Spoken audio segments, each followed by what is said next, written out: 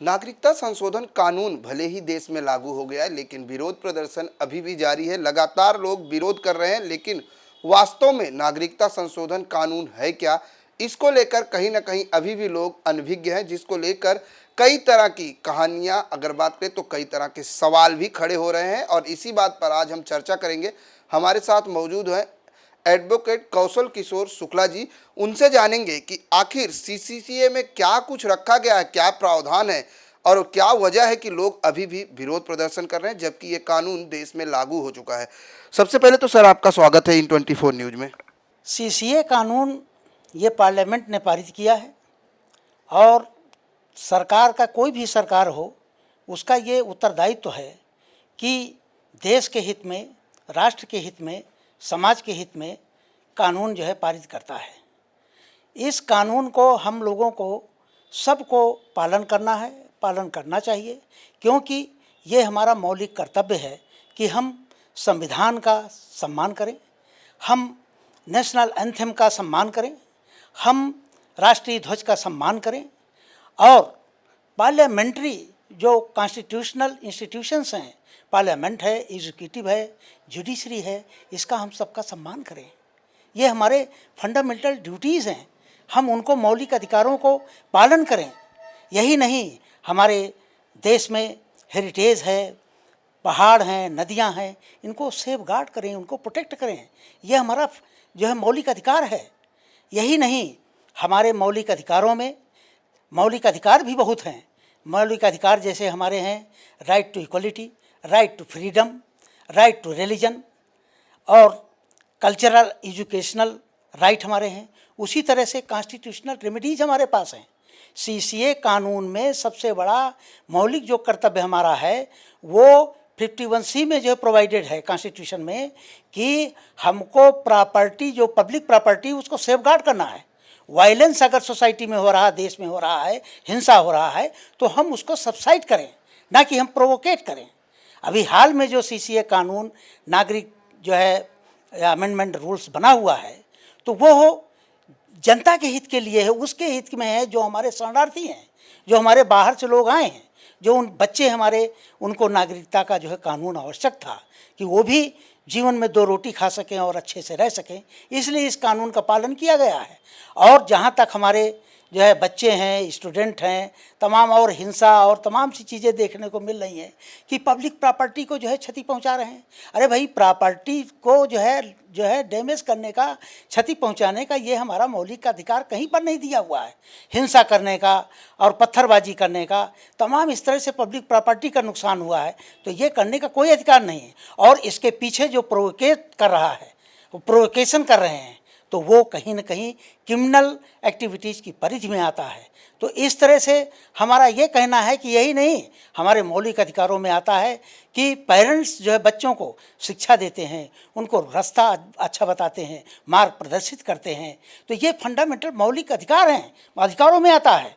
और इसी तरह से कॉन्स्टिट्यूशनल रेमेडीज़ है। अगर कोई खता हो गई है, कोई कमी हो गई है और जन के जो है हित में नहीं है, देश के हित में कानून नहीं है, जो सीसीए कानून पारित किया गया है, तो उसके लिए हमारे पास कॉन्स्टिट्यूशनल रेमेडीज़ है। हमको 32 जो है कॉन्स्टिट्यूशन में हमारा आर्टिकल में हम याचिका माननीय सुप्रीम कोर्ट में दायर कर सकते हैं, अपनी बात कह सकते हैं, अपनी विधा कह सकते हैं और वहाँ बता सकते हैं कि ये जनहित में नहीं है, देश के हित में नहीं है। इस तरह की बात आप सुप्रीम कोर्ट में कर सकते हैं, क्योंकि आपके पास फंडामेंटल राइट्स है। और फंडामेंटल राइट्स क्या है? Constitutional remedies. और उस पर आप अपनी बात कह करके, ये सारी चीज़, हिंसा करने का कोई औचित्य नहीं है, हिंसा का कोई मतलब ही नहीं है।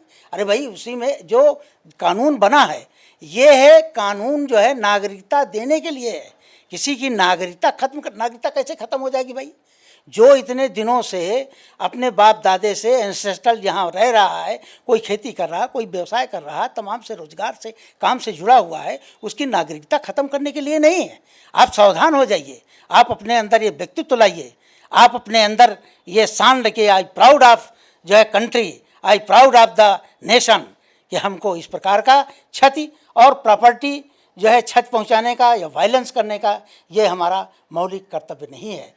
हिंसा करने का किसी के पास अधिकार नहीं है और मौलिक कर्तव्य ऐसे होते हैं जिसमें आप देश के प्रति सोचिए। लेकिन जिस तरह से एडवोकेट ने बताया कि लोगों में कहीं ना कहीं आज भी पूरी जानकारी नहीं है, जिसकी वजह से लोग अभी भी हिंसा कर रहे हैं। एक सवाल ये भी है, जैसे आपने कहा कि ये कानून नागरिकता देने का है, नागरिकता लेने का नहीं है, लेकिन उसके बावजूद लोग आज इस विरोध करते टाइम ये कह रहे हैं कि हमें धर्म के आधार पर बांटा जा रहा है। क्या लगता है कि इस कानून से लोग धर्म के आधार पर बटेंगे? धर्म के रिलीजन के का जो है इसमें क्वेश्चन ही नहीं उठता है। ये जो कानून बना हुआ है ये कहाँ जो है टच कर रहा है रिलीजियस को। रिलीजियस जो है यो आपका फंडामेंटल राइट है, उसको टच करने का इस कानून से कोई सरोकार नहीं है, कोई मतलब नहीं है। ये कानून तो उन बंदों के लिए है, उन जो है लोगों के लिए है जो शरणार्थी के रूप में आपके देश में आए हुए हैं। उनको नागरिकता दे करके उनको दो रोटी खाने का सम्मान के साथ में उसके लिए कानून पारित है। और कानून जो है किसी को देने के लिए रिलीजन के आधार पर या किसी के आधार पर ये बांटने का कोई प्रश्न ही नहीं उठता है। No question arise. बात करें उत्तर प्रदेश की, क्योंकि उत्तर प्रदेश सरकार से भी जुड़े हुए हैं, उत्तर प्रदेश के कई मामलों के परोकार भी करते हैं।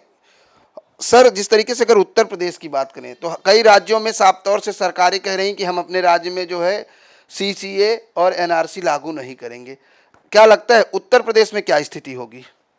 उत्तर प्रदेश में जो भी सरकार है वो बहुत ही विवेकशील सरकार है। वो कानून का पालन करेगी और सीसीए कानून चूँकि नागरिकता से संबंधित है और उसको पालन करने में कोई दिक्कत नहीं आ रही है। इस कानून का पालन विधिवत रूप से उत्तर प्रदेश सरकार करेगी, ऐसा मेरा मानना है। जिस तरह से अगर क्राइम की बात करें तो हमेशा लगातार विपक्ष की बात करें या खुद कांग्रेस की महासचिव प्रियंका गांधी लगातार यूपी सरकार पर आरोप लगाती दिखती हैं कि यूपी गवर्नमेंट में क्राइम रेट लगातार बढ़ रहे हैं, क्राइम का जो ग्राफ है वो लगातार बढ़ रहा है। ऐसे में एज ए लॉयर क्या कहेंगे, क्या उत्तर प्रदेश में योगी सरकार के सानिध्य में क्राइम रेट कम हुआ है या बढ़ा है? देखिए, कानून की क्राइम की जहाँ तक बात है, क्राइम किसी एक स्टेट में या किसी एक देश की बात नहीं है, ये क्राइम तो पूरे विश्व में है। और क्राइम की जहाँ तक बात है उसके लिए सरकार नियंत्रण करने में जो है कामयाबी भी पा रही है, आगे बढ़ रही है और कामयाबी भी मिल रही है। और उसके लिए दंड प्रक्रिया संहिता जो है बना हुआ है, कानून बना हुआ है, कठोरता के साथ में पालन किए जा रहे हैं कानूनों को। इसलिए मेरा ये कहना है कि कहीं कानून का बढ़ना या कोई चीज़ होना ऐसा कोई विषय नहीं है।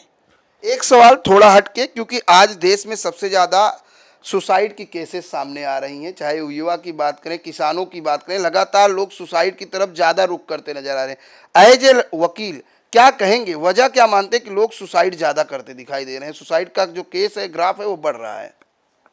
देखिए, सुसाइड आत्महत्या यह एक बहुत ही शर्मनाक और बहुत ही विडंबना की बात है कि यह सुसाइड का जो मैटर है ये एक जो है देश की बात नहीं है, ये पूरे विश्व की बात है।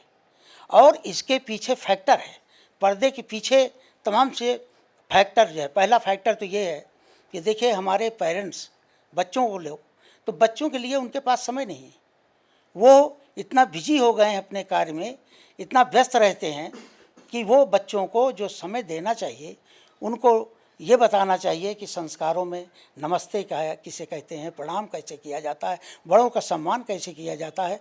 आज के इस युग में चलते फिरते माता पिता देवता हैं, उनका सम्मान कैसे करना चाहिए, ये सारी चीज़ें कहाँ हैं। तो इस वजह से अच्छा, और ये भी नहीं, बच्चों को ये चाहते हैं कि हमने पैसा लगा दिया, ट्यूशन कर दिया और ये सारी सुविधाएं कर दिया और बच्चा आईएएस हो जाए। तो बच्चा आईएएस, उसको इन्फोर्समेंट करके आईएएस थोड़े बनाया जा सकता है। और जब जितना ज़्यादा इन्फोर्समेंट बढ़ जाता है कि बच्चे जो है सुसाइड कर रहे हैं, उसका एक ये कारण है। बच्चे जब बड़े हो जाते हैं, जब कहीं काम करते हैं फैक्ट्री में, सरकारी नौकरी में, तो उनके अगेंस्ट जो है एक्सप्लॉयटेशन होता है। उस एक्सप्लॉयटेशन के लिए बहुत से बच्चे ऐसे हैं जो अपने पेरेंट्स को नहीं बताते हैं। उस पेरेंट्स जो है उस पर जो लीगल एक्शन होना चाहिए वो नहीं ले पाते हैं। तो इस तरह से बच्चे बाध्य होकर के सुसाइड कर रहे हैं। तीसरा फैक्टर ये है कि सुसाइड करने के लिए बहुत से ऐसे लोग हैं वो मनी भी इन्वॉल्व है, प्रॉपर्टी इन्वॉल्व है, तमाम सी चीज़ें फैक्टर हैं। उसके लिए वो बाध्य करते हैं और ऐसा बाध्य करते हैं पर्दे के पीछे कि वो सुसाइड कर ले, उसके पास कोई अल्टरनेट न रहे और वो सुसाइड कर लेता है। आज हमारे बेटे और बच्चियां हैं देश में, तो उनके जो सुसाइड का जो मामले आ रहे हैं वो ये है, एक तरफा जो है प्यार है, लिविंग इन रिलेशन है, और इसके बाद जो है फेक करते हैं, धोखा देते हैं, चीट करते हैं। इस तरह से वो बाध्य होकर के बच्चे हमारे सुसाइड कर रहे हैं। तो इन सब चीज़ों को देखते हुए तमाम से फैक्टर हैं। हमारा तो सिर्फ ये कहना है कि बच्चों को ये सोचना चाहिए कि जन्म ऊपर वाले ने दिया है, माता पिता ने आपको पालन पोषण किया है, शिक्षा दिया है, आप जो है you are a proud of country, आप अपने ऊपर प्राउड करिए। और सुसाइड करके अपना जीवन खत्म करने का कोई मतलब नहीं है, ये कोई आपको अधिकार नहीं है। क्यों कि आप जो है हमारे बेटे और बच्चियां, ये हमारे देश की एसेट हैं, ये धरोहर हैं। इसलिए मेरा इस मीडिया के थ्रू बस यही हमारा कहना है कि अपनी आप जो है प्राउड कीजिए, अपने आप को सेव करिए, प्रोटेक्ट करिए। और लीगली जो है अगर आपके खिलाफ़ कोई चीज़ है, कोई विषय आता है, किसी प्रकार का एक्सप्लॉइटेशन होता है, तो उसके लिए आपके पास कानूनी रेमेडीज़ है। आप जो है जा करके आप शिक्षित हैं, आपको इसीलिए माता पिता ने शिक्षा दिया है, आप उसकी रेमेडीज़ जो है कीजिए और पुलिस में और कोर्ट में जा करके जो है अपनी बात कहिए, आपको न्याय मिलेगा। बिल्कुल न्याय मिलेगा। जिस तरह से साफ तौर से अगर बात करें तो युवा वर्ग को विशेष ध्यान देना चाहिए कि किसी भी परिस्थिति में आप अपने हौसले को कम मत करिए, आप अपनी बुलंदियों की तरफ बढ़ते रहिए। जिस तरह से कौशल जी की अगर बात करें तो एडवोकेट के एज ए एडवोकेट उन्होंने बताया कि सीसीए है क्या, हमारे मौलिक अधिकार क्या हैं। लेकिन कौशल जी का एक और रूप है, वो है कलाकार का। वो गीते लिखते हैं, गाते भी हैं। तो जानेंगे कि कौशल जी द्वारा चलते हैं और कलाकार एज ए कलाकार किस तरह की उपलब्धि अब तक कौशल जी ने प्राप्त की है, उसके बारे में भी जानेंगे। सबसे पहले तो एज ए कलाकार किस तरह के गाने आपके द्वारा लिखे जाते हैं? अभी देखिए, मैं कलाकार क्या जो है ऐसा है कि सबसे बड़ी चीज़ ये है कि ये जज्बा की बातें होती हैं और हमारे अंदर ये है कि हम राइट करते हैं और लिखते हैं और गाने लिखते हैं, गीत लिखते हैं। देश के प्रति जो है समर्पण रहता है हमारा, तो देश के प्रति हमारे गीत हैं और भी तमाम तरह के गीत हैं। तो इस तरह से जो है हम इसमें रुचि रखते हैं। अब तक कितने एल्बम बने? अभी हाल में हमने यूट्यूब चैनल में पब्लिक लीगल सॉल्यूशंस में अपनी बात कही है, अपनी बात हमने शेयर की है सोसाइटी में, बच्चों के लिए, हमारे मित्रों के लिए, देश के लिए जो है हमने समर्पण किया हुआ है। और यूट्यूब जो है चैनल में जो है वीडियो जो है हमारा पब्लिक लीगल सॉल्यूशंस है, उसे आप देखें और उसको जो है अच्छा लगे तो उसको लाइक करें और जो है शेयर करें, सब्सक्राइब करें और जो है बेल आइकन जो है दबाएं और उसको शेयर करें सभी में, और उससे लाभान्वित होंगे। जिस तरह से गानों की बात करें तो अब तक एल्बम भी, हमने सुना कि आपका एल्बम भी आ रहा है, गाने भी रिकॉर्ड किए जा रहे हैं, तो किस तरह का एल्बम होगा और जो गाने हैं किस तरह से, किससे प्रेरित हैं गाने? गाने तो मैंने बताया कि मैं देश के प्रति, राष्ट्र के प्रति, समाज के प्रति जो समर्पण है और उसका जो आधार है, उसी के आधार पर जो है गीतों का थोड़ा बहुत संग्रह है। तो इस तरह से उसी संग्रह से हम चाहेंगे एक एक गीत हमारे दर्शकों के लिए। कब आएगी गोरैया मेरे आंगन में, कब आएगी गोरैया मेरे आंगन में, सूना हो गया मेरा आंगन, कब सुनेंगे चिड़चाट की आवाजें, सबके घर में है मोबाइल, प्रातः सुनते हैं टूटा हार, कब सुनेंगे गौरैया की चहचहाट। बिल्कुल, जिस तरह से कहते हैं कि हर आदमी के अंदर प्रतिभाएं होती हैं और सिर्फ उसको उड़ान भरने के लिए एक प्लेटफॉर्म की ज़रूरत होती है। लेकिन जिस तरह से कौशल जी की अगर बात करें तो कौशल जी यूपी में लखनऊ हाई कोर्ट में एडवोकेट हैं, साथ ही वो एक कलाकार हैं, गीतकार हैं, लिखते भी हैं। ऐसे ही कई और गाने उनके पास हैं, चलेंगे कौशल जी के पास। जी, न जाने क्यों तेरी याद आती है, न जाने क्यों तेरी याद आती है। लगे हर पल तुम साथ रहते हो, लगे हर पल कि तुम साथ रहते हो। कभी ख्यालों में, कभी ख्वाबों में, कभी ख्यालों में, कभी ख्वाबों में, जब तुम पास आते आते हो, लगे ऐसा हमें, लगे ऐसा हमें, कुछ तुम मेरे कानों में कहते हो। न जाने क्यों तेरी याद आती है, न जाने क्यों तेरी याद आती है।